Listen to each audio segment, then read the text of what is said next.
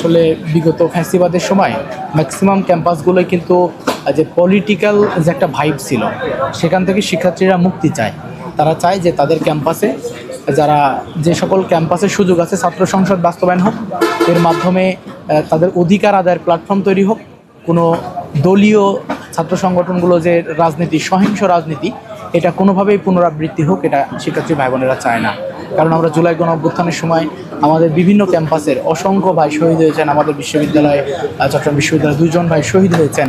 তো আমরা যে ট্রমাটাইজ পরিস্থিতির মধ্যে দিয়ে গত সময়গুলো অতিক্রম করেছি, আমরা চাই শিক্ষার সুষ্ঠু পরিবেশ হোক, শিক্ষক এবং শিক্ষার্থীদের মধ্যে মেলবন্ধনের জায়গা হোক কেবলমাত্র শিক্ষা, এবং ছাত্র রাজনীতির যে যে প্রেক্ষাপটটা ছিল সেটা পরিবর্তন হোক।